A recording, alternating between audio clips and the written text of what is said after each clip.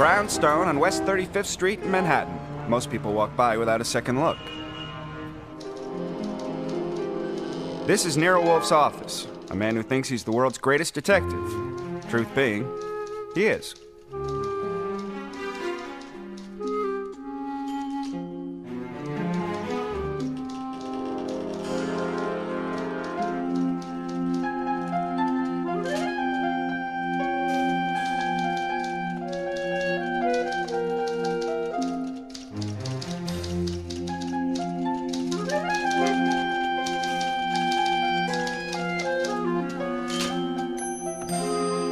Wolfe is punctual, especially about meals. Breakfast at 8 in his room, lunch at 12:30, dinner at 6:30. He also weighs 1/7 of a ton.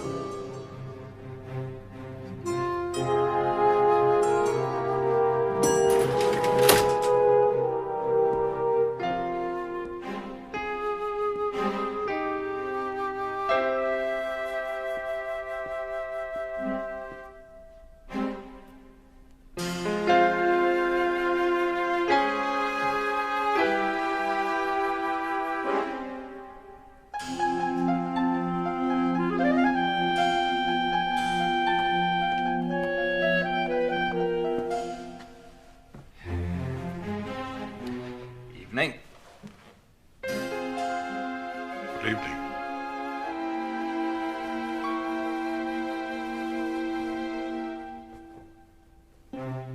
I went to the bank this afternoon. Wow. Would you like to have the news? You're overdrawn. But the bank is hopeful. I told them you have a ship coming in.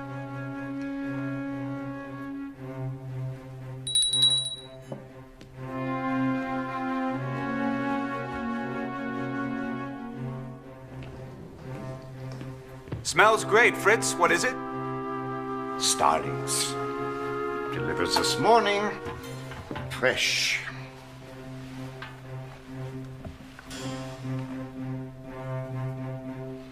This is sage. No, sir. What do you mean, no, sir? I thought that you might like advance with saffron and tarragon. Remove it. No, you don't understand. This is... No, you did not consult me. To think that without warning, one of my favorite dishes has been radically altered is an unpleasant shock. It may possibly be edible, but I am no use to risk it. Just please dispose of it and bring me 4 coddled eggs and a piece of toast. Fritz! I'll take some.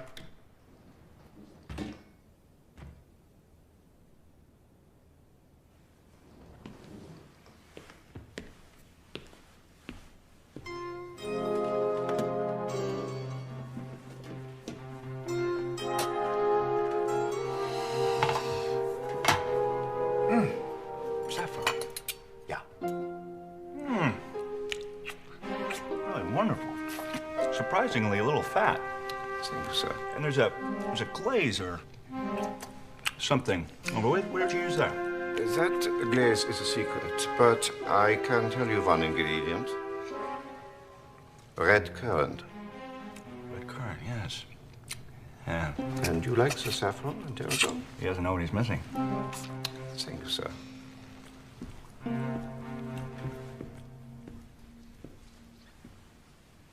Coffee, please, Fritz. Who's that? Someone who doesn't know the rules.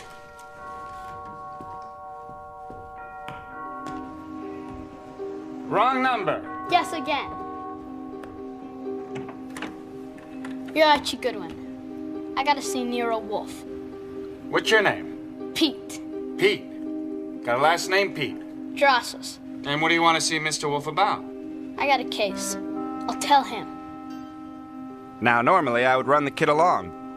Sure, Pete. Come on in. But after Wolfe's childish performance with Fritz, I thought it would do him good to have another child to play with.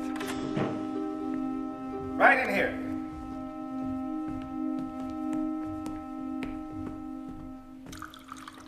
Archie, I will not have interruptions at meals.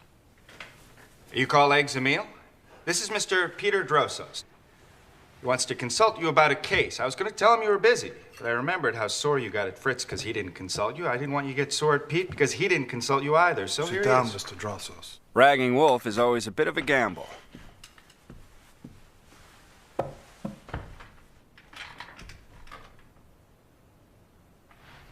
Turn a little more to face me, please.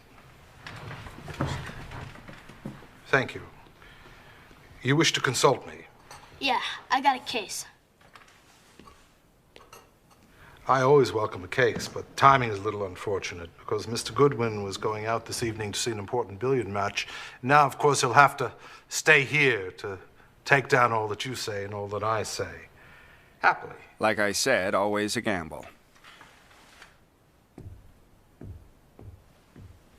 All right, young Pete, fire away. Nah, I guess it's okay. I'm taking it down. But I gotta watch my hand. This is strictly under the lid. If you mean it's confidential, certainly. Then I'll spill it. It happened about an hour ago.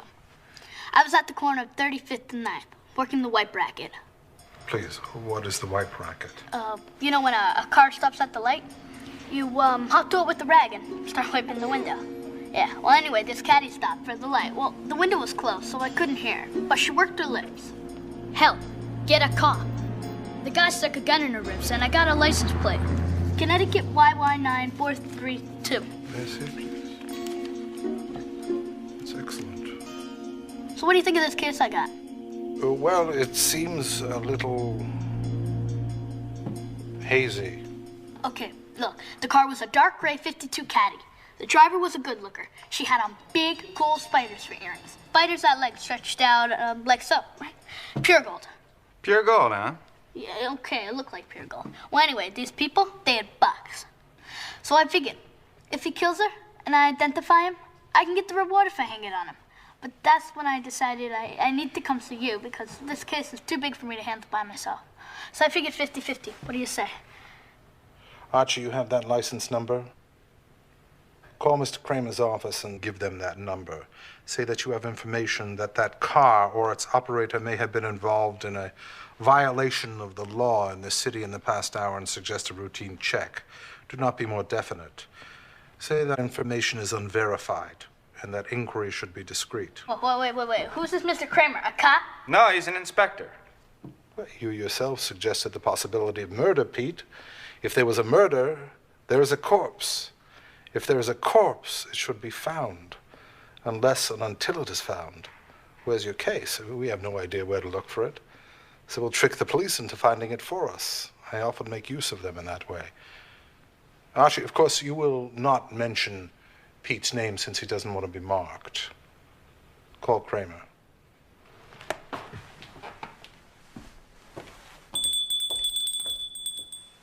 I called Manhattan Homicide. I couldn't reach Kramer, but I talked to Detective Pearlie Stebbins. I told him all about the case, and of course I didn't reveal the source. Excellent. Now your notebook. Excuse me, what time is it? Ah, yes, it's 4 minutes to 8. I gotta be home by 1:45. See you tomorrow.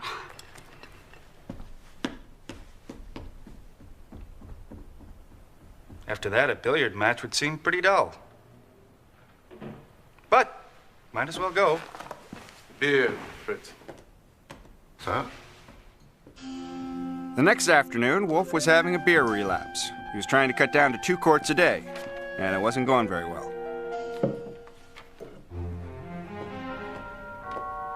See who that is and send them away.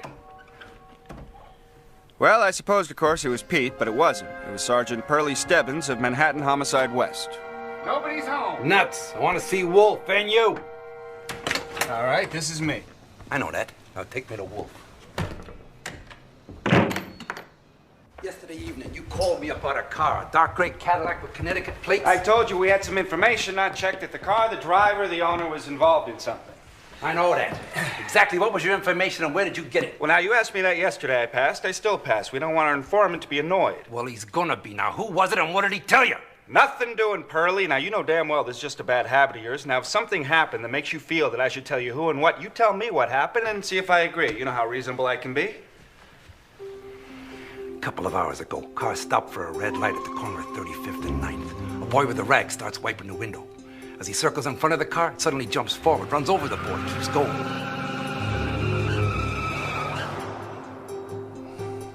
Driver was a man, alone. A couple of people agreed on the plates, Connecticut, YY9432. Said it was a dark gray Cadillac. Same car you called me about yesterday.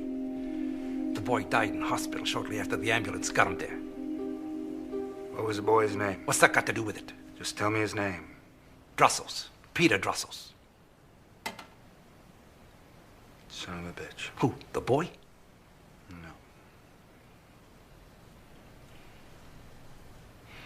Do you tell me, or does he? I wish you luck, Mr. Stebbins. That boy ate at my table yesterday. Yeah? Well, that makes it bad, huh? People got no business running over boys that ate at your table.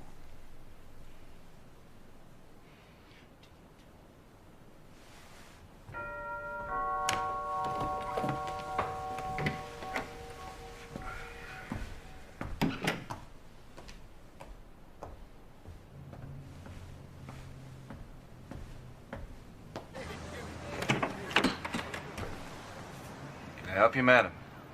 Does Nero Wolfe live here? Yes. Do you think I could see him? I won't take long. My name is Mrs. Anthea Drossos. Yes, Mrs. Drossos.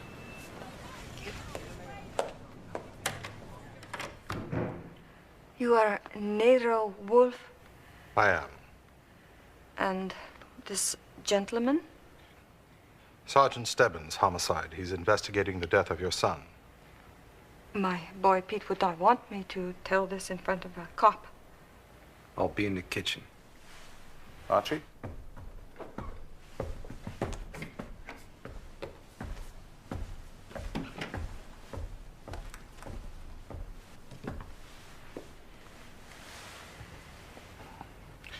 Well, madam. You know, my boy was killed.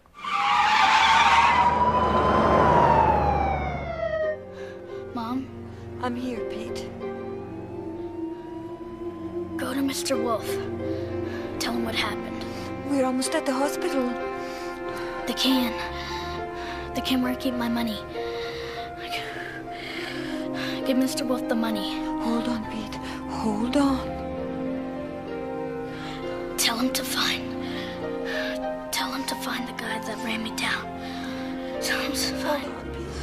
Tell him to find. Here is Pete's money. He made it himself. Do you understand? Yes, I understand. Archie?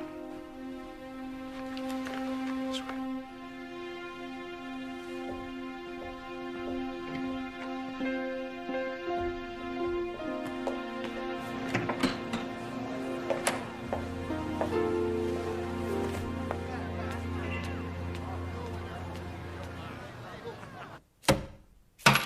$4.30. A hearty congratulations to you. I figure after deducting for income tax and the 10 cents call to Stebbins, why, there's enough left over to put a pool over here, or... Shut up!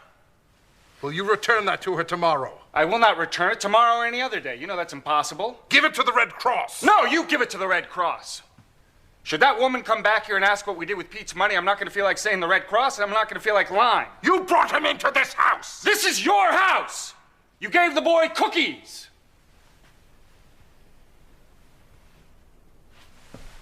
You ate a couple of the cookies. What? Nothing. I didn't have a damn single cookie. What? I didn't have a cookie. I did not have a single cookie. Yes, you did. You had a couple of them.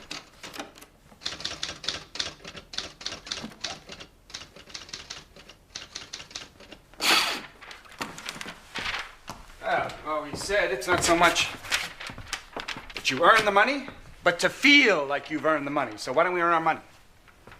Woman with spider earrings who on Tuesday at the corner of 9th and 35th Street silently asked a young boy to get the police. Please communicate with Nero Wolfe at the address in the phone book.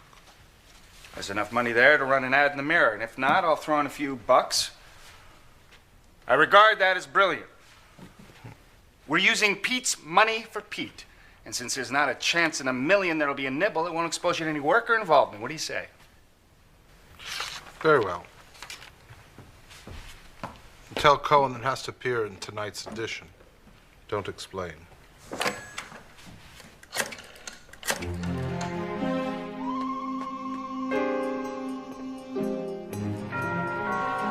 It was almost noon when the ad in the Mirror had baited the first fish. Our old friend, Inspector Kramer.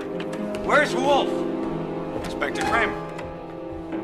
I don't think he's expecting you. Damn right he isn't. Archie, this is farcical.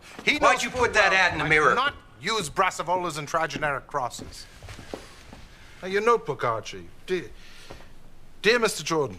I asked you why. Dear In reference Mr. to Jordan. the orchids we discussed last You week, put that I'm ad aware that you in have the had Mirror. no success in performing trigeneric Damn it, crosses. Wolfe! In specific reference to Vanda Cerulea. I asked you a how do you civil spell it? question. Civil. Civilize it. Put it your way. Do you know that woman with the spider earrings? Archie? I have no idea. Back to the letter. Yes. Please, let's get back to it. You're covering up Vanda something. Cerulea. Or someone. V-A-N-D-A-C-A. Did you ever hear of Matthew Birch? Yes. Oh, so you have. Yes. Would you mind telling me when and where? It's in the newspaper. Here, as reported, the body of a man was found late Tuesday night, or morning rather, in a desolate alley alongside a South Street pier. It is thought a car ran over him. Except for newspaper and radio items connected with his death. Had you ever seen or heard of him? Under that name? Under any name. Not to my knowledge. Go back. Have you got the spelling? All right. Yes, it's V-A-N-D-A-C-A-E-R-U-L-A. Yes. E-A? E-A. E-A? It does not bloom in Do you have any does reason not bloom to in suspect May. or suppose that the man V-A-N-D-A found dead in the alley was doesn't bloom someone in that you May. had I seen don't or get heard it. of in any connection whatsoever? Ah, that's more like it. That settles it. The answer is no. May I ask one? Have you any reason to suppose or suspect the answer should be yes? Well, here's the complication. The car that killed that boy was found on 186th Street, with the Connecticut plates still on it. Technicians worked on it all morning. They clinched it that it killed the boy. Caught tight underneath the car was a piece of cloth the size of a man's hand, torn from the flap of a jacket, worn by a man named Matthew Birch. So, the same car that killed that boy ran over Matthew Birch. You agree? For a working hypothesis, Well, that's the point. You are working on it. You put that ad in. I'll stipulate that I am capable of flummery. That I have, on occasion, gulled and hoaxed you, Inspector, but you know I eschew the crudeness of an explicit lie. I tell you, I have no client in this matter. Now, I'll admit that the evidence that the boy and Matthew Birch Nero Wolfe's being office? killed by the same car is a noteworthy complication. Yes. But that should make things easier for you. Even though the license plate may be useless, surely you can trace the car itself. That would be fine. Yeah, well, we have. It was stolen 4 months ago in Baltimore. It's been repainted twice. Well, that was, interesting. It was a, telephone call in reference to orchids. Thank you, Archie.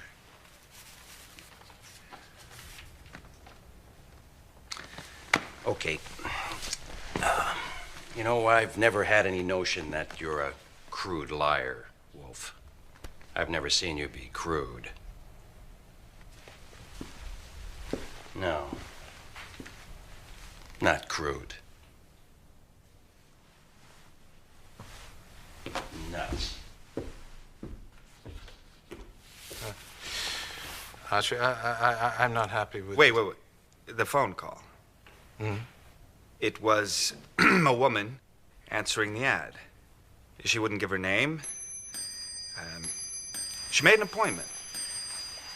It's lunch. She made an appointment 20 minutes from now. Archie, this is insufferable. So,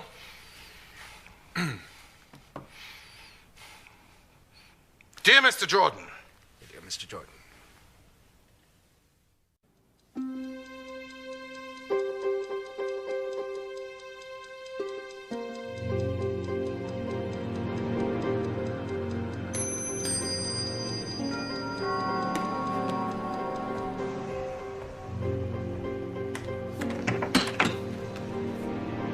Mr. Wolfe? No, I'm Archie Goodwin, Mr. Wolfe's assistant. Right on the dot. I am usually punctual. What can I do for you, madam? This is a clipping of your advertisement, and this is a check made out to you for $500. May I see it, please? Not yet. It has my name on it. So I would guess. I want to ask you some things before I give you my name. What things? About the boy. The boy I asked to see a cop. I would like to see him. Will you arrange for me to see him? If you could just give me his name and address, I think that would be enough for the $500. Describe the boy. Describe the other occupants of the car. What time did it happen? What did the boy say? Exactly what did he do? As for your name, that is no longer in your discretion. Mr. Goodwin seizes your bag by force if necessary and examines its contents. If you complain, we are 2 to 1. Sit down, madam. I like eyes at a level. Sit down and we'll discuss it. But first, the name.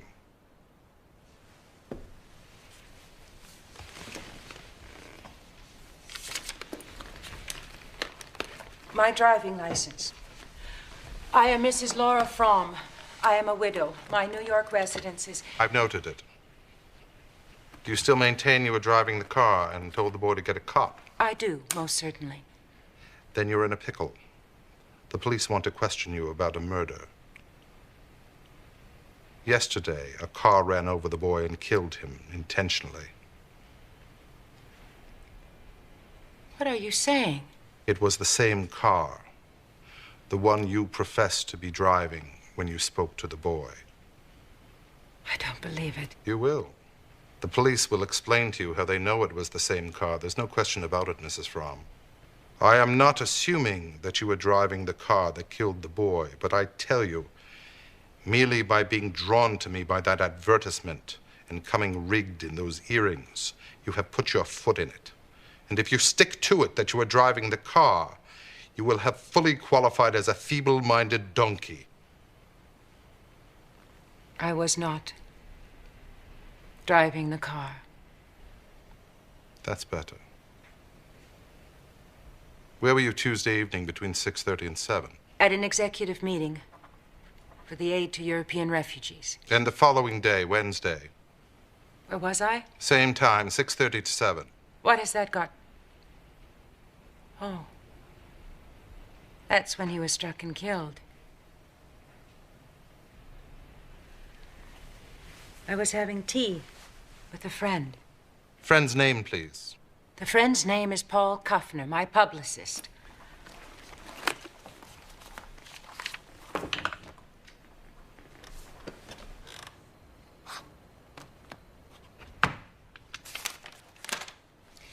This is a check for $10,000. I see it is. It's a retainer. For what? It seems as though I'm going to need your expert advice and maybe your help. Bosh! You're offering to pay me not to tell the police of your visit. I am Mrs. Damon Fromm. My husband left me a large fortune. I have position and responsibilities.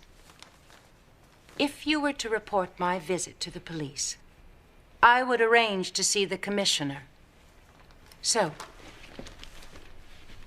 if you would come to my home tomorrow... I don't go to people's homes. Fine. Then I will come here at noon. Until then, you will not report my coming here. I must see someone. I must try to find out something. If I don't, you may inform the police. If I do, I will need your advice and probably your help. That's what the $10,000 is for. Archie, is she Mrs. Damon Fromm? I would say yes, but I wouldn't sign it. Archie, go to Mr. Cohn's office and ask to see pictures of Mrs. Damon Fromm. Phone me from there. You'll stay here with me. This is ridiculous. No doubt, but under the circumstances, not unreasonable. Do you refuse? No, I deserve it. It isn't necessary, Archie. You are Mrs. Fromm. Before you leave, an understanding. My decision whether to accept your retainer and work for you will be made tomorrow. You are not now my client. Understood.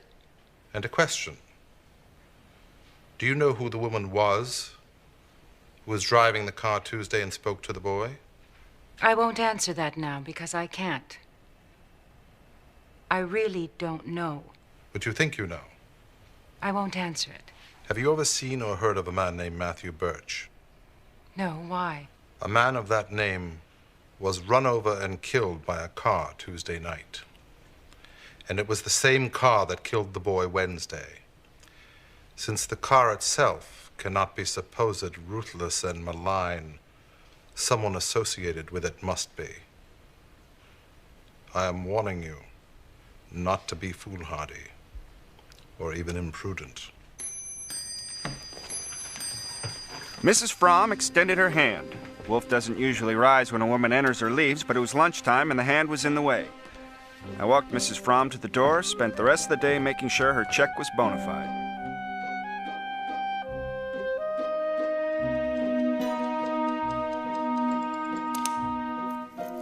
That woman is 18 minutes late, and I shall not permit this to interfere with my lunch. She must have heard you.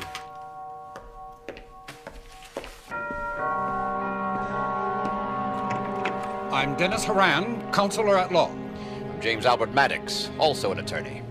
There's been a terrible tragedy. We must see Nero Wolfe.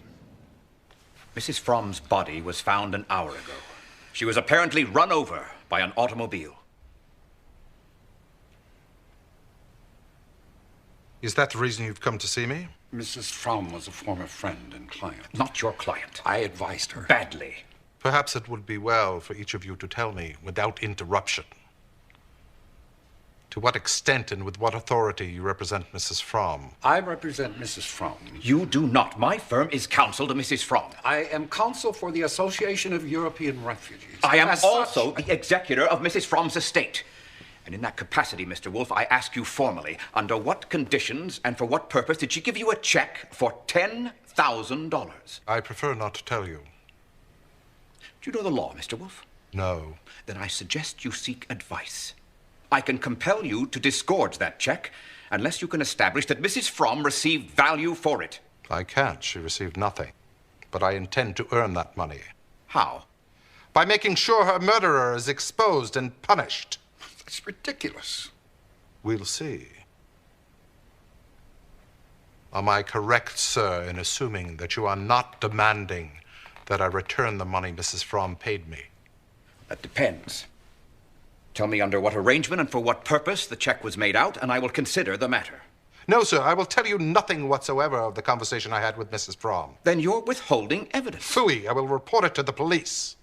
In writing, signed. Archie? And why not to me? Because I'm not a simpleton. Because I have reason to think that the conversation that I had with Mrs. Fromm was one of the links in a chain that led to her death. And if that is so, the person most eager to know what she said to me is probably her murderer. Nonsense. I am not her murderer. That remains to be seen. This is a sham. You're not interested in finding the killer of my client? Excuse me. You're only interested in the $10,000. I'm going to replevy that money. Archie, call Inspector Kramer. Wait a minute. You're making a mistake, Wolfe. You say you want to investigate a murder, yet you have two of the people closest to Mrs. Fromm here in your office, and you chased one of them out. Bosch, will you describe fully and frankly the course and nature of your relations with Mrs. Fromm? Certainly not. If I send Mr. Goodwin to the office of the Association of European Refugees, will you instruct the staff to answer his questions fully and freely? No. Then I have little use for you. Archie, show Mr. Horan to the door. Counselor?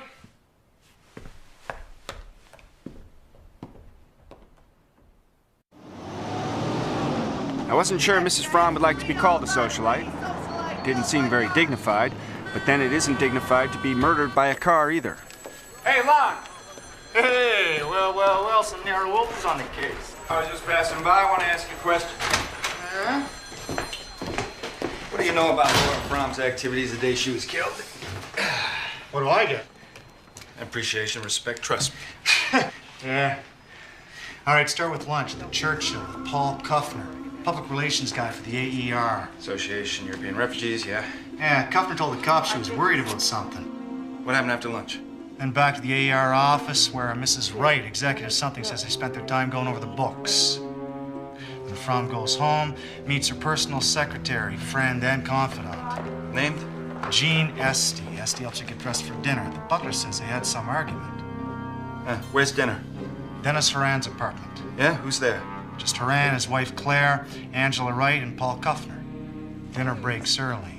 Rumor is Horan was overly familiar with Mrs. Fromm, so he walks her back to the car, watches her drive away. Yeah, so he was the last man to see her alive, huh? As far as is known. Listen, anything new on this Matthew Birch guy? What's Matthew Birch got to do with it? Are you saying his murder's connected to Fromm?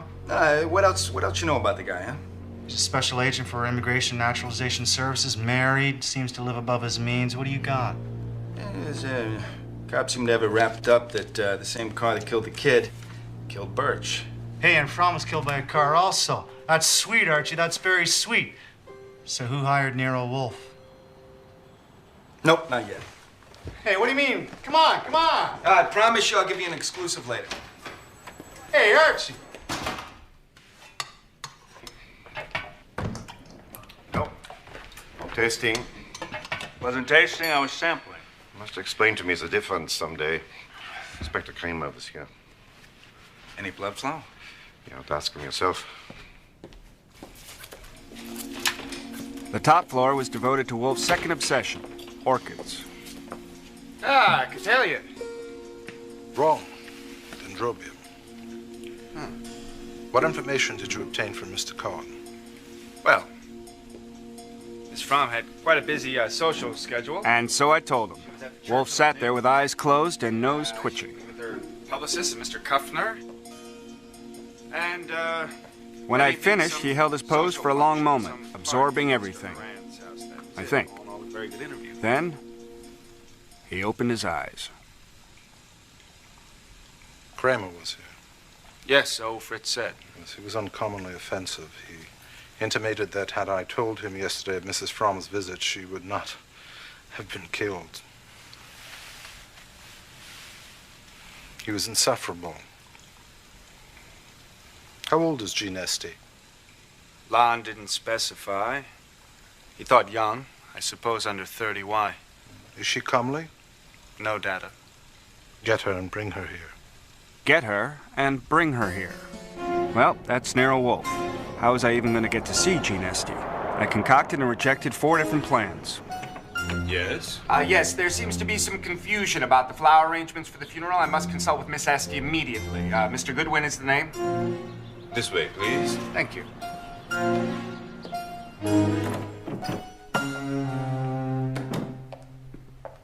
What's this about flowers? Miss Jean Esty. Yes. What about flowers? Yes, that's why I've come to see you. Have you heard the name Nero Wolfe? The detective? Yes. Well, certainly. Good. He sent me. Mr. Wolfe would like to know if there would be any objection to orchids. Miltonia, Rosalie, Alba. They're pure white and quite beautiful.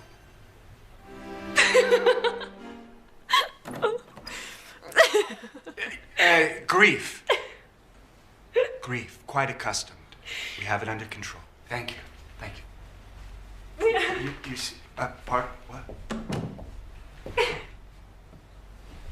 What started me was the way you're dressed. Oh, it's grotesque. Yes, well, the costume merely got me in. Yes. Yes. I understand. Under false pretenses. And what for? Mr. Wolfe would like to invite you to dinner. Are you aware that Mrs. Fromm gave Mr. Wolfe a check for $10,000 yesterday? Yes, I handle her personal checking account. Ah, did she tell you what the check was for? No. Well, I can't tell you either. But I can tell you that Mr. Wolfe feels responsible for Mrs. Fromm and feels an obligation to investigate her death. Oh, the police are investigating it. Ah. 2 of them left here just a half an hour ago. Yes, the police. I'm sure they'll do a very fine job and they'll solve it. But if they don't, Mr. Wolfe will. Don't you want Mr. Wolfe to solve it? No, it doesn't matter what I want. Well, it matters to Mr. Wolfe, and that's why he's inviting you to dinner. Our offices are at 35th Street. We could be there in 15 minutes. Shall we go? I'll go now. Yes. Oh, no. Look, I may be in the middle of this mess, but I'm not going to say or do anything to make it worse than it already is. Now, I've been instructed... Ah, Miss Esty, there you I'm are. Archie Goodwin. I work for Nero Wolfe. I'm in disguise. I'm Paul Kuffner. I handle public relations for Mrs. Fromm, and I am not in disguise. I'm sorry to break in like this and take Miss Esty away, but there are urgent matters. Upstairs, please, Miss Esty. Pleasure to meet you, Mr. Goodwin. I've heard a great deal about you and Mr. Wolfe. Ah, Peckham. Mr. Goodwin is leaving. See him to the door, would you? It was a fine job. He could have said, "Get out of this house till I ask Miss Esty what you're trying to put over." But, no, sir. Gentlemen, Fritz has provided us with some lovely homemade cookies, in case any of you is interested. Napkins are provided. Hello, everyone. I'm a mortician. Saul, Fred, Ori? Saul, Fred, and Ori, our best freelance operatives, were waiting when I got back to the office. So you went to Miss Esty dressed as a mortician. Ah. This got me in. Unfortunately, Miss Esty, with the well-timed help of a Paul Kuffner, refused your dinner invitation. You don't look very alert. Huh. Sit down, Archie. Remove the silly cap. So, I must inform you of the situation in all of its intricacy. The police will tell me nothing. With all their advantages of manpower and authority, they will certainly forestall us. But I intend to persuade myself that I am justified in keeping Mrs. Fromm's fee. And besides, I resent the assumption that those who come to seek my help may be murdered with impunity. That's the personal reason. We'll get the bastard. I doubt it, Fred. But we will try. There are dozens of possible approaches to the problem. So, Saul, tell me, where do you want to start? I'd kind of like to start with that AER place, that refugee joint. Mrs. Fromm's organization. Why? Because they're interested in refugees, and Birch used to be with the Immigration Naturalization Service. And that's the one connection I can see between Birch and Mrs. Fromm. Very well. Take $200 in expenses. But a displaced person would not be lavish. Yeah, I know that. I'll start with the spider earrings. Not that I've seen any. How big were they? Archie? Like so. Like so. Were they gold? I think they were gold, but don't quote me. Very well, Archie. Give Ori $100. What about you, Fred? Where do you start? The earrings. No, they're covered. Has anyone a suggestion for Fred? We'll think of something. Let's try this. I assume that on Tuesday afternoon, when the woman driver stopped at the corner and told the boy Pete to get a cop, that the man in the car with her was Matthew Birch. What? I don't get that, Mr. Wolfe. Good, then it probably hasn't occurred to the police. Now, I admit that this is extremely tenuous. But later that night, the same car ran over and killed Matthew Birch in a place and manner indicating that it had carried him to the spot. Therefore, since Birch was in the car late in the evening, why not assume that he was in the car early in the evening? Well, because the assumption would be that the man that ran the car with the boy on Wednesday was the same guy who was in the car with the woman on Tuesday. Yeah, because whoever he was, he knew the boy could identify him. Yeah, right, and it couldn't have been Birch because by Wednesday, Birch was dead. That's probably what the police assume. It sounds logical. Fred, you will proceed on my assumption that Birch was in the car with the woman. Try either to validate it or disprove it. Archie will supply you with a photograph of Birch. Archie, can you get photographs of everyone involved? Tomorrow. Do so. And then there's something I want you to do. Thank you, gentlemen. Archie will coordinate your efforts.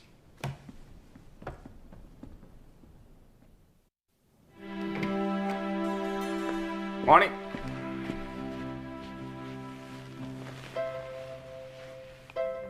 Have you any questions about the instructions I gave you last night? One. It's clear enough as far as it goes, but what am I after? You're stirring them up. You're turning a tiger loose in a crowd. Or if that's too bombastic, a mouse. How will they take it? Will they tell the police? If so, which one are ones? Sure. I see the possibilities. Is there a specific item I should retrieve? No, none. What? You've been eating corned beef. Yes, I have. Yes, I have. I've been eating corned beef. Yeah. Not on the premises.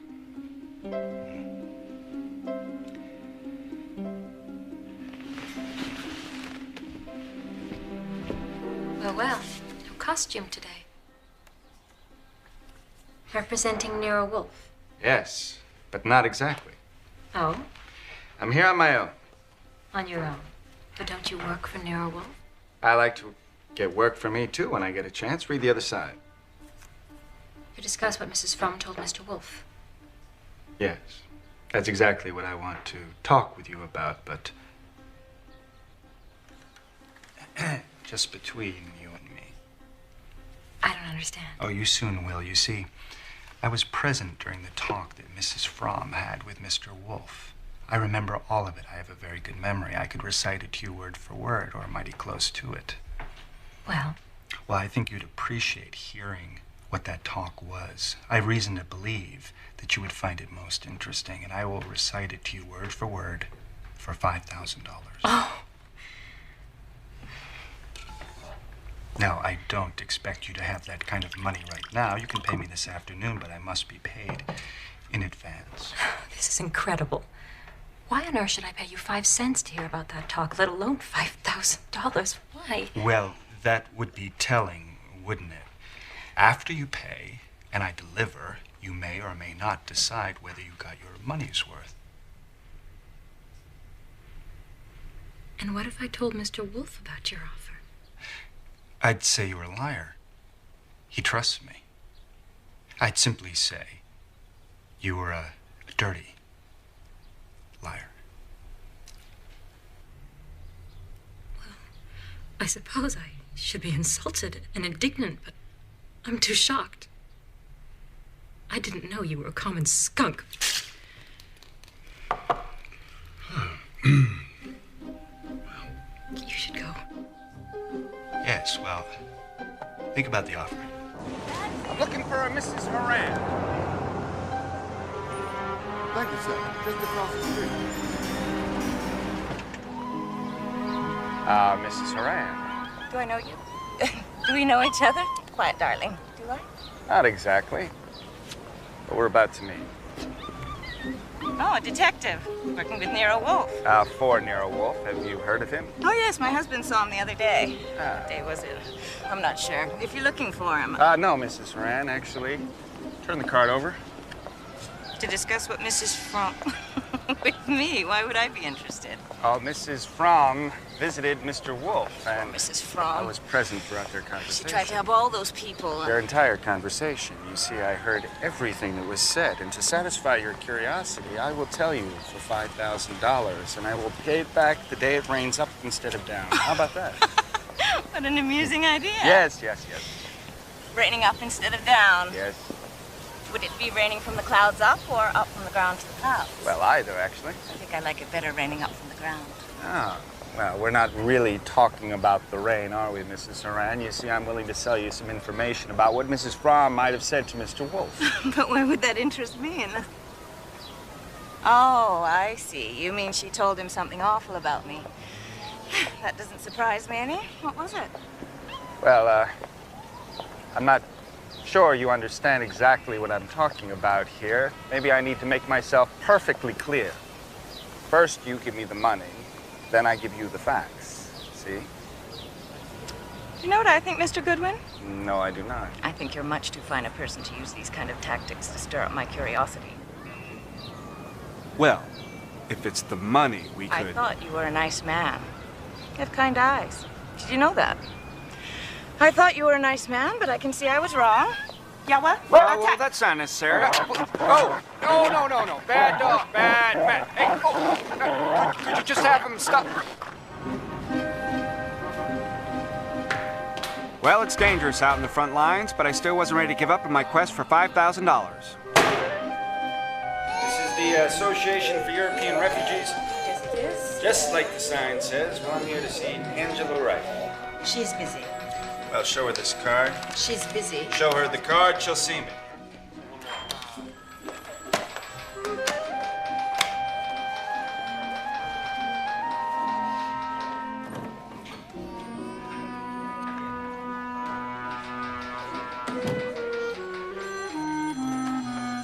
Mrs. Wright will see you, corner office. I told you so. You're next, Mr. Heim. Yes. Thank you very much.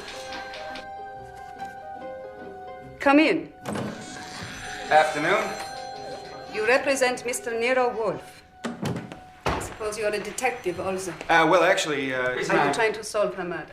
Well, actually, what I'd like to do is I'd like I to... can't see why anyone would wish Mrs. Fromm dead. Yes. No matter how overbearing she could be. She was doing such humanitarian work. She certainly was. You know, the AA is a private organization supported by wonderful people like Mrs. Fromm, which helps immigrants to find jobs and provides legal and financial assistance. Yes, that's very touching. If it were not for Mrs. Fromm, I might never have been able to come here. Oh. What a tragedy her death is. Terrible, terrible tragedy, yes. So, how can I help you? Well, are you aware that Mrs. Fromm visited Mr. Wolfe the day she was killed? Murdered? No, I didn't know that. Yes. But we were not so close that she confided in me. I see. So then you wouldn't be interested in anything Mrs. Fromm had to say to Mr. Wolfe? About me? For $5,000, I'll tell you exactly what the conversation was in detail. So it does concern me. Sit down, Mr. Goodwin. Perhaps we can arrange something. I'm sure we can. Shall we put your offer in writing? You take me for a sap. A zap? For a fool. Oh, if you were a fool. No, if you were so dishonest. Wouldn't Mr. Wolfe? I mean, he is a detective. You agree? You see, the thing is, I've fallen on hard times recently. And, well, I've never done this before. My mother, cancer. Ridiculous. What? Ridiculous. What is ridiculous? Mr. Goodwin, I resent being taken for a sap. Is it sap? That's my vanity. Tell Nero Wolfe. Tell him my mind being underrated by him. And tell him that I think he is a sap. For thinking he can fool me with such a crude trick. But, Miss Wright, Yes, Mr. Goodwin. Good luck to all of you. After Angela Wright, I had one more offer to make. Paul Kuffner. But I called Wolfe to report. Archie, come home at once. Mr. Kuffner is here, and I want to see you.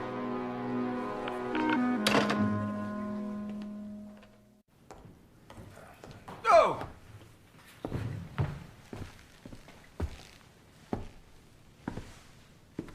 Don't sit there, Archie. Your right to sit at that desk is suspended. Move, please, move. Mr. Kuffner has a shocking accusation. Sit there. Mr. Kuffner. A woman I trust says that you offered to tell her about the conversation Mrs. Fromm had with Mr. Wolfe if she would first pay you $5,000 in cash. What was the woman's name? I have not told Mr. Wolfe because one was requested not to. Of course, you know it. I've forgotten. Tell me. No. For God's sakes, if you were a U.S. Senator, I wouldn't expect you to name the accuser. But since you're not, go climb a tree. He has a point, Mr. Kuffner. Anonymous accusations are in questionable taste. You should name her. I was asked not to. Then I'm afraid we're at an impasse. May I smoke? No.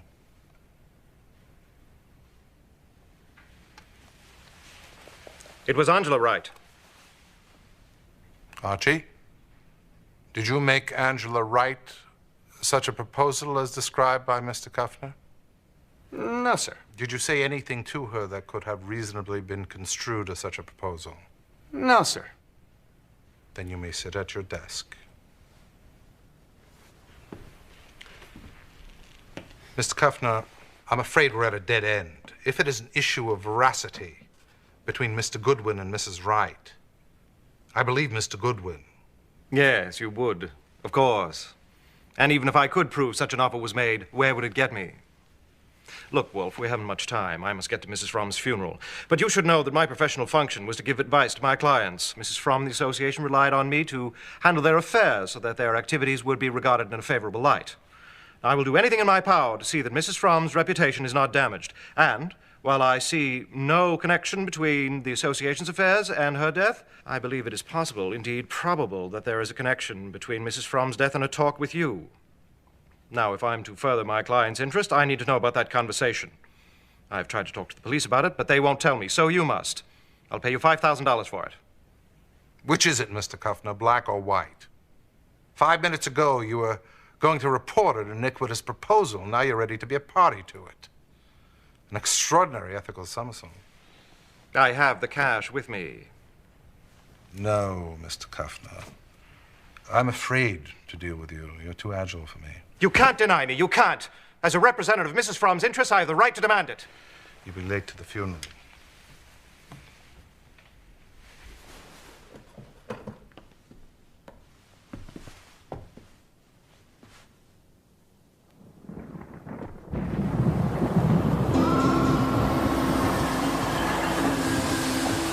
Laurie had used his connections in the jewelry trade to locate a store on 46th Street where the Golden Spider earrings had been displayed in the window.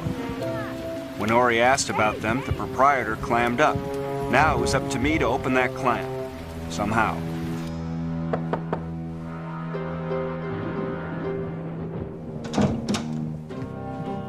Who's it, Irving? I don't know, Papa. Oh, it's you again. Who are you? Archie Goodwin. We work for Nero Wolfe. The detective?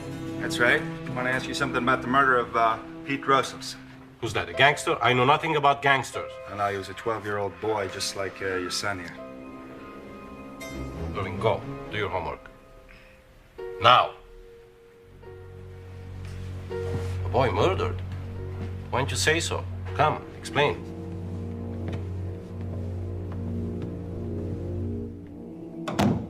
I still don't understand why this boy was killed. And by the same car. So you want what? Want to know who bought those earrings? Those spiders? That's right. One of a kind. I gave her a good price. Yeah, how'd she pay? By check. By check? What was the signature? The name? Yeah. It was the woman who was murdered. Laura Fromm. Ah, Laura Fromm. You've been most helpful. Thank you.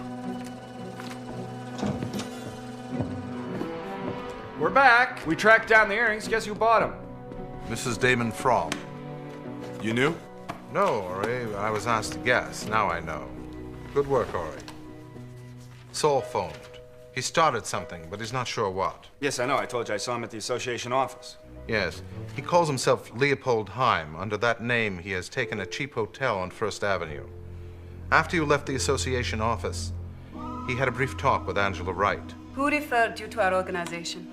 Special Agent of Immigration and Naturalization. It was Birch, Mr. Matthew Birch. Oh, really? Mr. Birch is dead.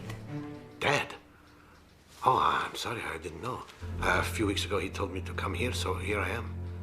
You entered the country illegal. Well, yes and no. Yes. I was told this association would be able to help people like me. The association cannot be an accessory to a violation of the law. No, I understand. No, of course not. I don't know what I should do. Consult with a lawyer. A lawyer? I don't know any lawyers. Here is a lawyer you can trust. Dennis Horan. No money. He works for the association. It's a service. A service. It's very kind. Thank you very much. I appreciate it. Saul went to Haran's office and told him of his plight. Mr. Heim, you have a very big problem. Many people like you come to me every day, but I'm only able to help a very few. However, there may be a solution to this mess. Where can you be found? Hotel. The Hotel Duval in room 312. Go to your room and wait. I go. Tonight. Wait. This evening. This evening, too. Thank you, sir. Thank you. I really appreciate it very much. Thank you. So Saul went back to the hotel. At 8 p.m., he had a caller. Just a second, please. Just 1 minute. Please. Yes, come in. The door is open. You Heim? Who are you? I'm here to help you. What do you mean? How are you going to help me? I'm aware of your predicament, and I sympathize. But don't worry. You want help, don't you? Yes, I need help. Of course I do. You're illegal.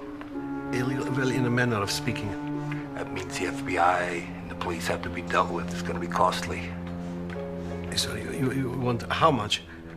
$10,000. What? $10,000? No, but for what is it? 10,000? To prevent any kind of exposure or harassment. No, you don't understand. I have nothing. $10,000 is a ridiculous amount. You can do it by the month, by the week, a little bit here, a little bit there. I see, for a little bit from the week and the month. Yes, I could. And the papers are then good, yes? Guaranteed. Remember, any attempt to alter this arrangement would be disastrous. Sleep on it. I'll be back. Sure. Sir, I want to thank you. I appreciate very much your helping me.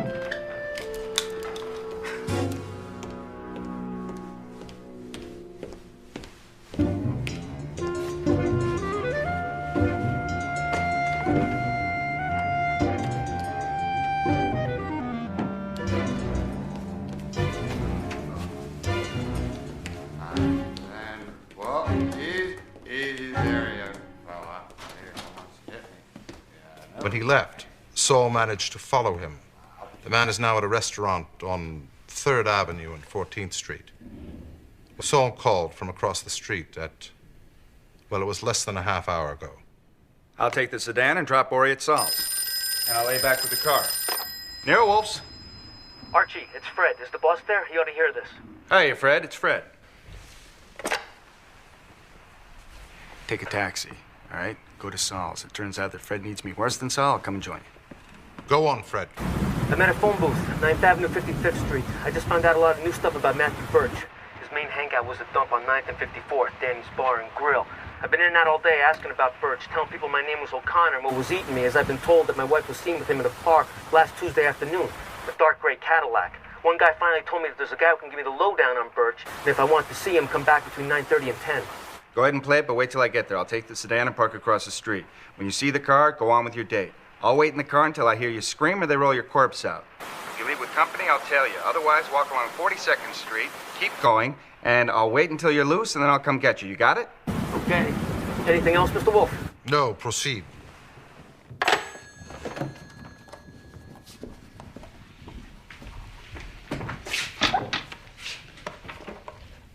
You know I dislike guns.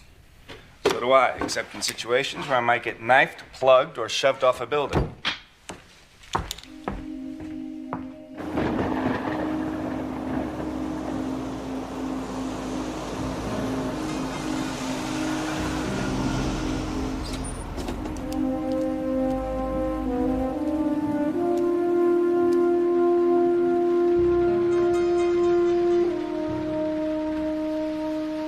I lay back and waited.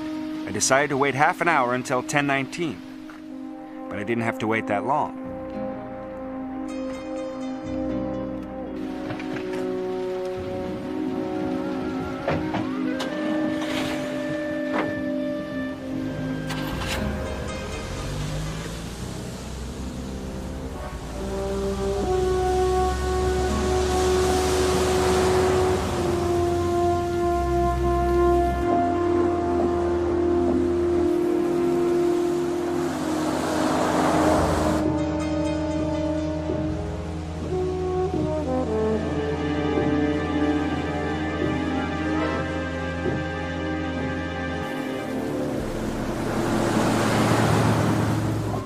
driver didn't spot me tailing him, but he drove kind of fast, a little too fast for a night when the rain was starting to come down harder and harder.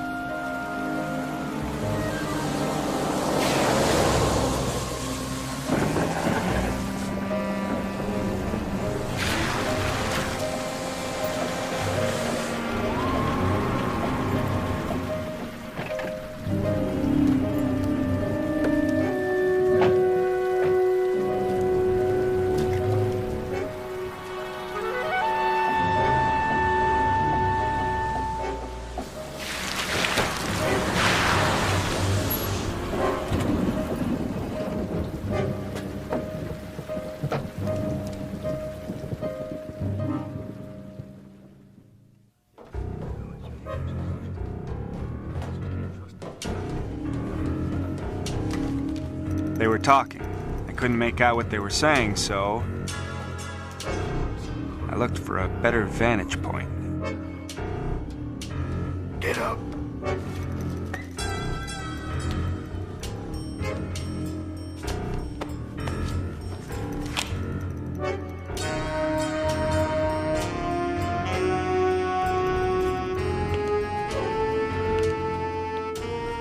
You ever been to St. Louis, Missouri? St. Louis, no. Me neither.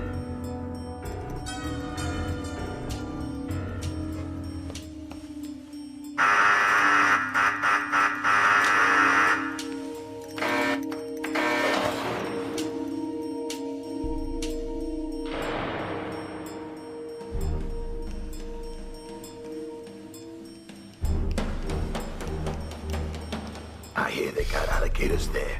Hello, Mort. Low lips. We've been waiting for you. Is he clean? Yeah, but he had an S&W under his arm. What's this about your wife and Matthew Birch?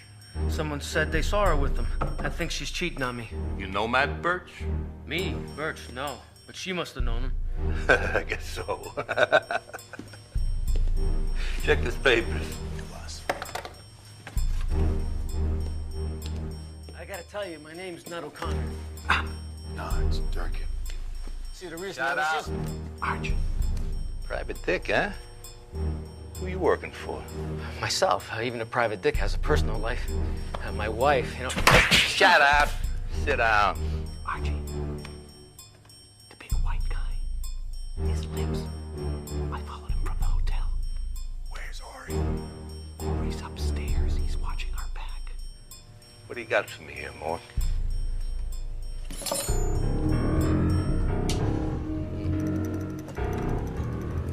Oh, yeah.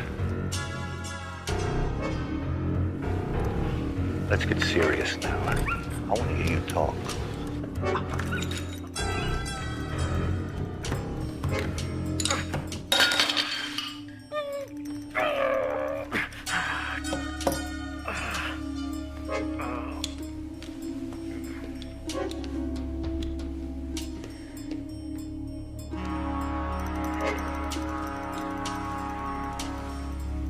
Get up. Come on.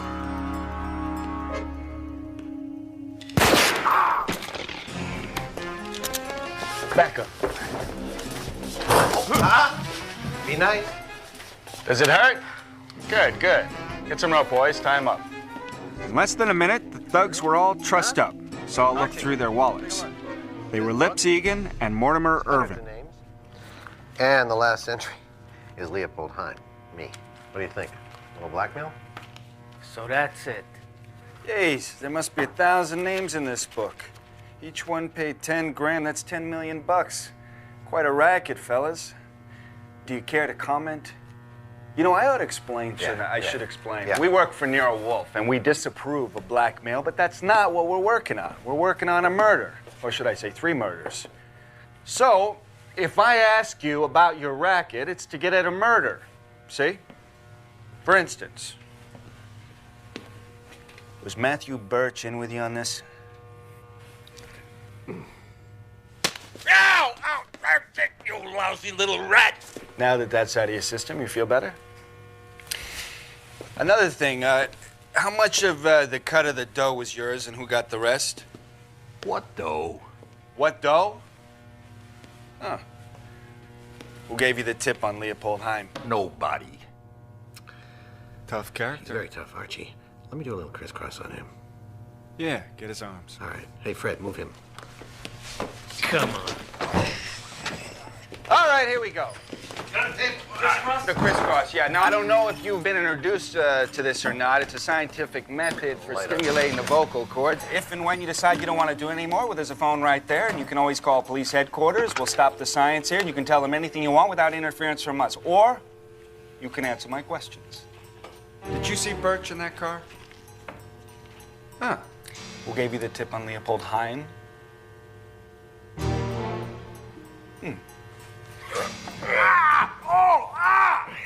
Who's the boss of your racket? Birch is. Oh, it was.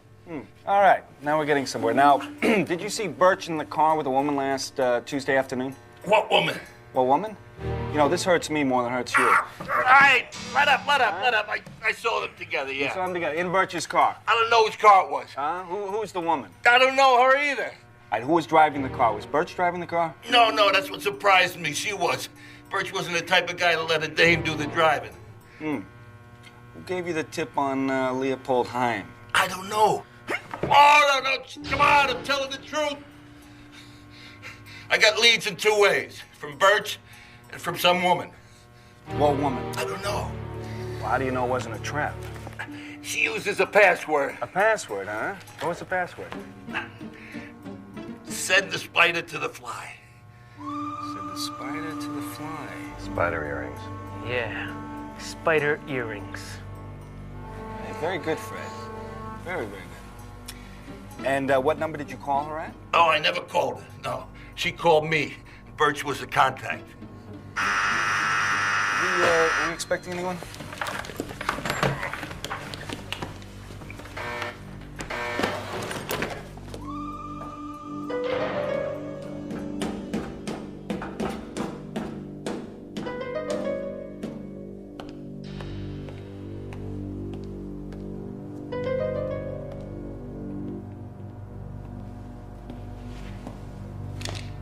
Well, hello there. Hello, Ori. Good to see you. Just in time. Thanks. Come on in. Oh, that hurts. That hurts, huh? Yeah, well, we're very serious here. Got the name of an ambulance if you'd like. Yes, it is serious. Serious enough to finish you, Goodwin. Pipe down, pipe down. I'm gonna make a phone call.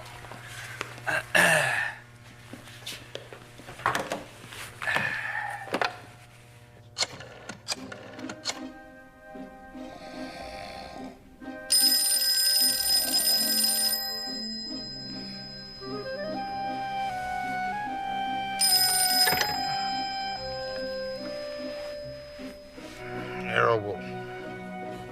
Yeah, I need some advice. I'm asleep. We'll splash some cold And water so on I your filled face him and in. wake up. I talked about Mort, talked about Lips, told him about the notebook with 1,000 names now in my pocket. He could draw his own conclusion. And I told him about Lips' claim that Birch was the boss in the racket, although the orders came from a woman he had never seen, and how Dennis Horan showed up in the middle of all this. This is very satisfactory. Apologized, Mr. Horan. What? Have a heart. He's a lawyer. We won't give him cards to play. Keep the notebook. Mention it to no one. And put it in the safe as soon as you get home. Right.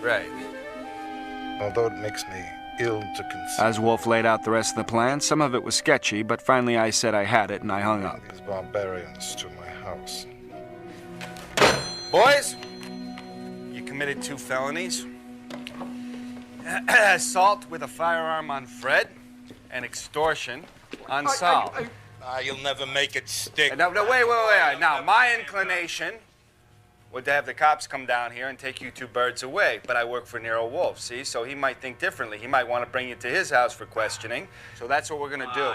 You have one other choice, which is to go to the cops. Now, I'd be happy to take you down to the station, but that's your only choice. As for you, Mr. Horan, I want to tender our sincere apologies. We were under a great deal of strain because of these 2 characters. Mr. Wolfe would personally like to send his regrets as well. Yes, and I'd like to apologize to you for one other thing, actually. I neglected to introduce you to a Mr. Saul Panzer. Panzer. Yes. Thank you very much for the hint you give me. I appreciate it very much. Otherwise known as Leopold Heim. That's it? All right, now, please go on about your business. But there is, I had this great idea. In fairness to Mr. Egan over here, if we go down to Wolfe's house, you might want to be represented by an attorney. And just by coincidence, guess what? There's an attorney in the room, Mr. Dennis Horan. Now, Horan was in a pickle. If Horan deserted them, they might desert him. But to say yes would tie him to them. Ain't it a lawyer's duty to help a guy who's in a jam? So it is, but I'm quite busy right now. Yeah, so am I. Of course.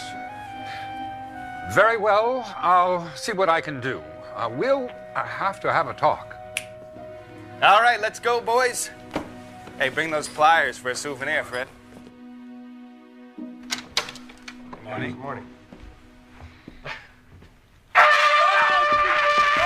Hey, take it easy, Fred. Don't kill anybody, all right? How'd everything go? Oh! Good, I took over Fred about 5:30. Fred, you awake? I'm gonna get a coffee. Did you sleep well? Oh, thank you. This is insufferable. Well, then don't suffer it. I told you many times you could leave any point you want. How about us? For you, deluxe accommodations. Your tie is crooked.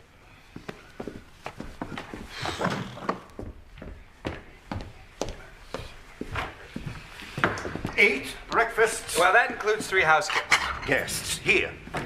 Hey, Fritz. Oh, forget this bum. I have to go on a mission, and I am starving. Archie, I need $500. What for? Phone calls. Fritz, I'm just gonna have that because that looks great. I knew it would be useless for me to guess what Wolfe had in mind for Ori, and I knew it would be useless to ask. I also knew Wolfe well enough to know he had something up his sleeve. He always did. That must be Inspector Kramer. We called him when we got home last night and told him everything. Well, almost everything. Yeah, we're on our way somewhere. Where are these characters, and what do you want to tell me? Come in. What kept you so long? Mr. Goodwin phoned more than 6 hours ago. As you know, my house is full of questionable characters, and I want to get rid of them. Where are they? They're guilty of extortion and assault, and I'm certain much more. Archie will explain later. But first, I have 2 questions. Why did the man who killed the boy in broad daylight dare to run the risk of later identification by one or more onlookers? And the other question concerns the journey of the earrings bought by Mrs. Fromm, worn by the woman in the car some days later, and then worn again by Mrs. Fromm 3 days after that. Can you explain that? No. So I have provided my own answers, but I can't expound upon them without naming my candidate. Hey, if you're ready to name a candidate, don't let me stop you. Have you got one?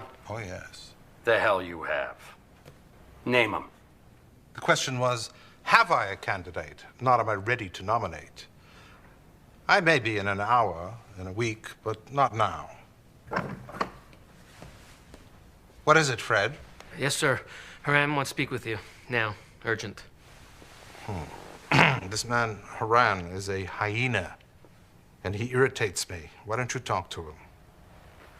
Bring him in. I think I've seen you work all the dodges there are, Wolf, but this one takes the cake. And I don't get it.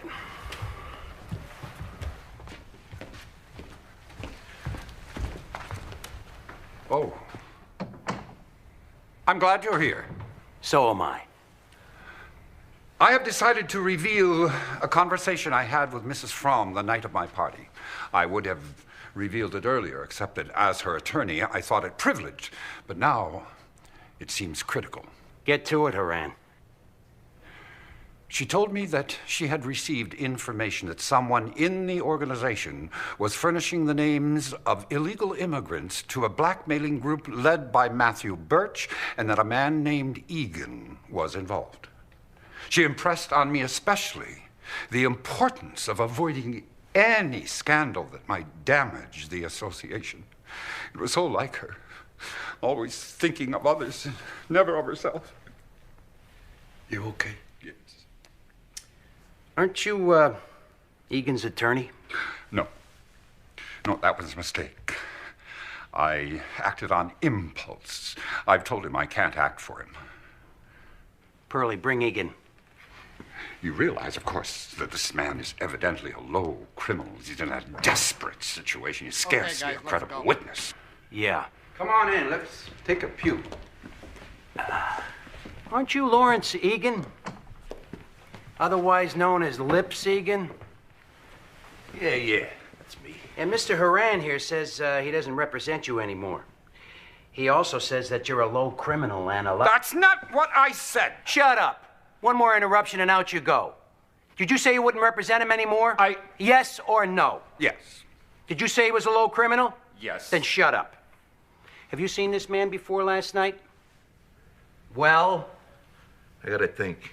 Don't hurt yourself. He also said that you're involved in the blackmail scheme. Yeah, I seen him before last night. I seen him lots, dozens of times. Right, brother?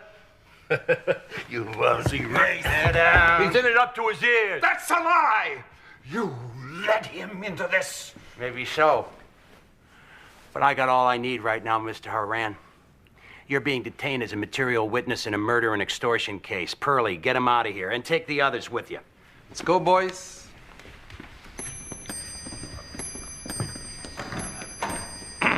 It's 9 o'clock. My orchids. You mean you're gonna leave when... When what? You've got this wretch cornered, and you're clawing away at him to get at another wretch, that unspeakable Haran. I'm not after blackmailers. I'm after a murderer. You can deal with them just as effectively elsewhere. You bet I can. And I'm gonna take your men with me. All 4 of them. You may have 3 of them, but not Mr. Cather. He's not here. Where is he? I want him.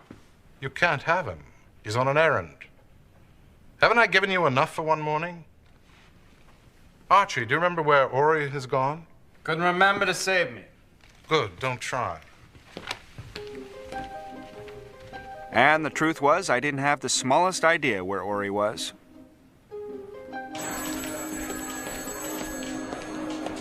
I've never seen as much top brass in one day as I did during the next 8 hours. Finally, they tied up a reasonably accurate statement, and I was sent down to Police Commissioner Walter Neary's office. Howdy, Commish, what's up? So tell me about this deal with Gene Estee. Again. It looks different now. Well, I went over there. I talked to a And few Mrs. people. Horan and Angela Wright.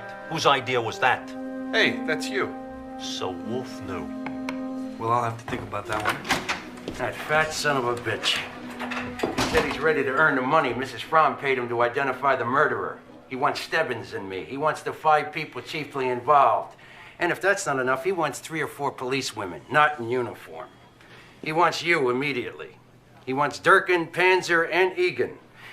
And he says we'll be bringing the murderer with us. He's a maniac. Insufferable. Get him down here. He won't come. You bring him. You got a warrant? I'll get it. Commissioner, he won't open his mouth. He'll get out on bail, he'll go home, and he'll do his own inviting. Without us. Well, I'll see you gentlemen later. Always a pleasure, Commish.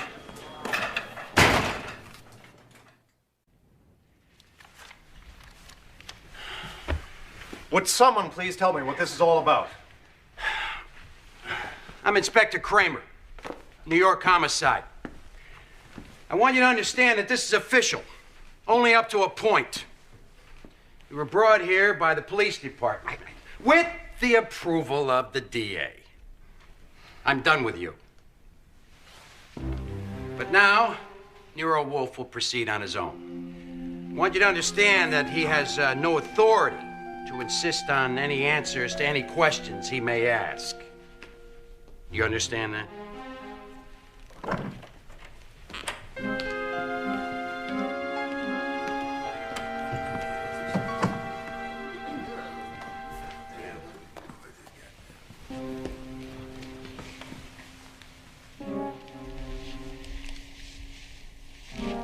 This is a little awkward. I have only seen 2 of you before, Mr. Horan and Mr. Kuffner.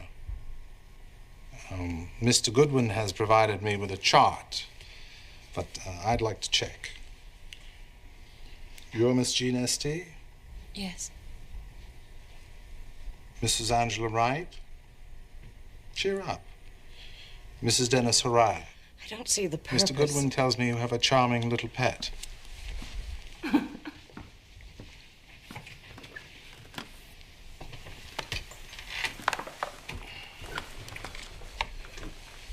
Thank you all for coming. This is the first time I've undertaken to single out a murderer from a group of mostly strangers. It seems a little presumptuous, but let's see. I have no questions to ask, but indeed I have questions to ask of myself. For instance, why did Mrs. Fromm wear those golden spider earrings when she came to see me? Answer: they were part of an attempted imposture. She wanted to impersonate the woman who was wearing them in the car in order to find out what I knew. Another question: why did Mr. Haran go to the factory last night? Answer: because his greed had impelled him to a foolish action, giving Leopold Heim's name and address to Mr. Lips Egan, and he was alarmed. I protest. Inspector Kramer, this is slander. You're a lawyer. Sue him. Mr. Haran, if I were you, I'd stop lathering about your implication in blackmail and extortion. On that, you're sunk, and you know it. And now you're confronted with a much greater danger. Identification as the murderer of Pete Drossos. But You can't possibly escape a term in jail.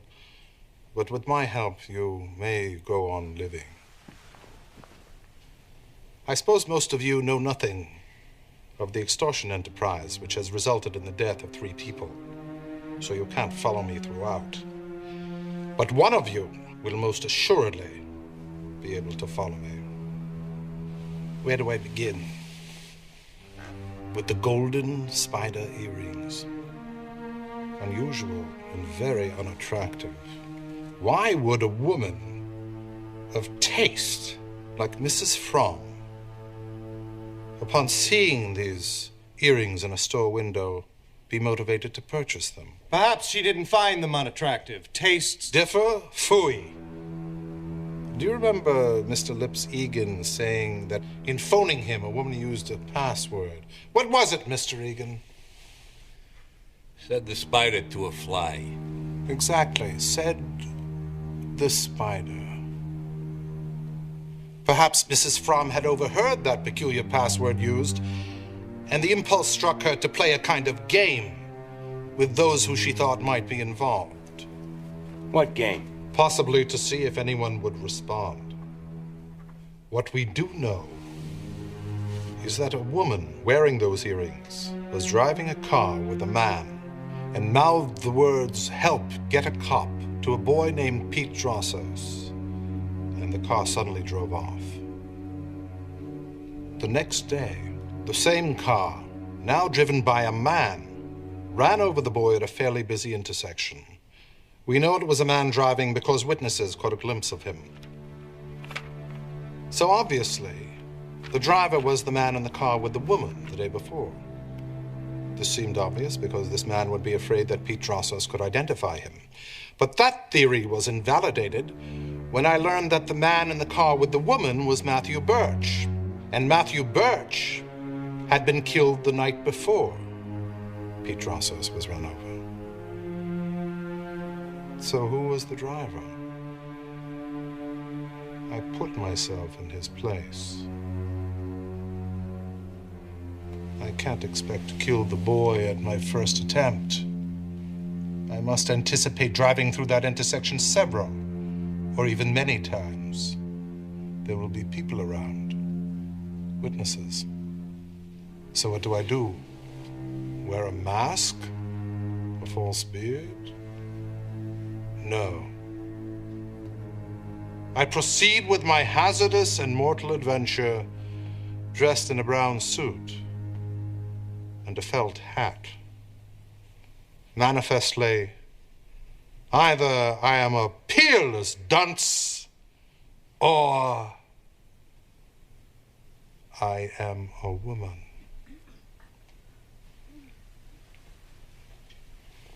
Let's say, hypothetically, I am a woman.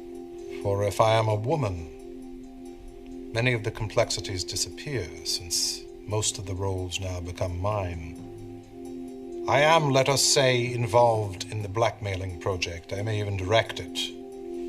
Mrs. Fromm catches wind of it. She becomes suspicious. She asks me guarded questions. She even gives me the spider earrings as a gift to provoke a reaction. I tell Matthew Birch, one of my accomplices, about Mrs. Fromm's suspicions. He insists upon meeting me. He has me drive his car, which is unusual. He suddenly produces a gun and orders me to drive somewhere. Whatever the cause of his hostility, I know his character. I fear for my life. At a corner, the car stops. A boy approaches to wipe my window. His face is close to mine. I mouth the words, "Help, get a cop." Birch prods me and we go. I recover from my panic. Somewhere, sometime, I catch him off guard and attack. I disable him, but I do not shoot him. I have him in the car, helpless and unconscious, and later that night, I drive to a secluded alley, dump him out, run his body over several times, park the car, and go home. I could make up this story. Show me the proof. I intend to. The next day, I decide the boy is a threat not to be tolerated. He may identify me as Birch's companion in the car. So that afternoon, dressed as a man, I get the car from where I parked it and dispatch the boy, ending that possibility. Proof. Proof. Where's the proof? Mrs. Fromm was going to the Haran's apartment for dinner that night. I found her car parked nearby. I hid on the floor behind the front seat, armed with a tire wrench. Haran came down with her, but... Hold it! Hold it!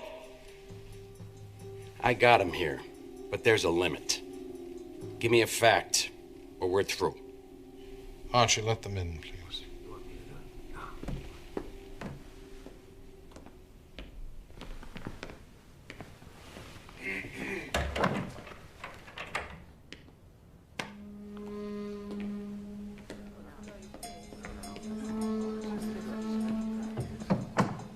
The red chair.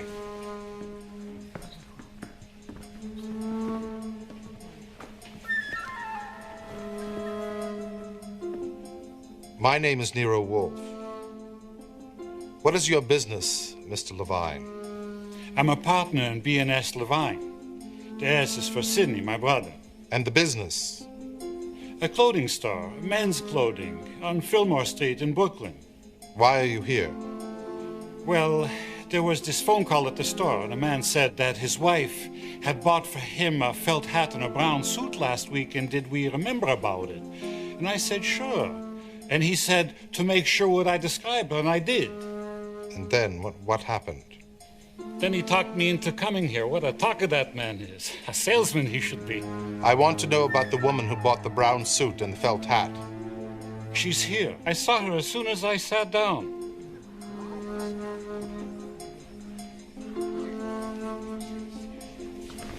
All right, it's a fact.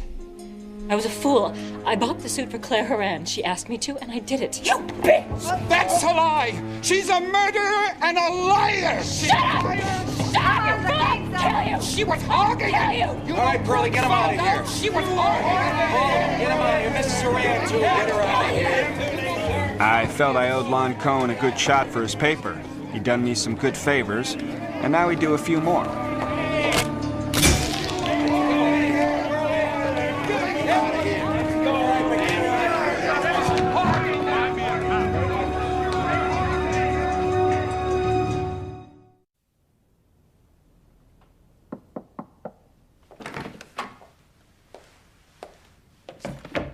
He said he wanted to see me? I said that, Mrs. Drossos. Thank you, Fritz. Mrs. Drossos, this is for you. Please, is $5,000. It's half of Mr. Wolfe's fee. You see, Mr. Wolfe and Pete were partners, and he would like you to have that. But I gave him Pete's money. I know, but Mr. Wolfe believes a deal's a deal. But why does he not give it to me himself? Mr. Wolfe is a bit of a coward, you see. Coward? He hates to see a woman cry. Now, thank you for coming. Fritz will see you home. Don't tell him I cried. I will not.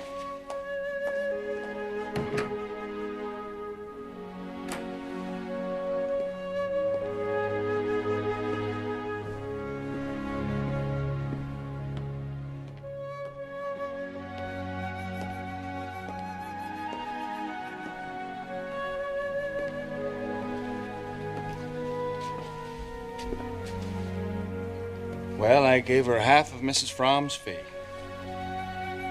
And she took it? Of course she took it. Did she? Did she? Maybe when she left the house, but not a single tear in the house. Well, that's remarkable, Archie. It's very, very remarkable.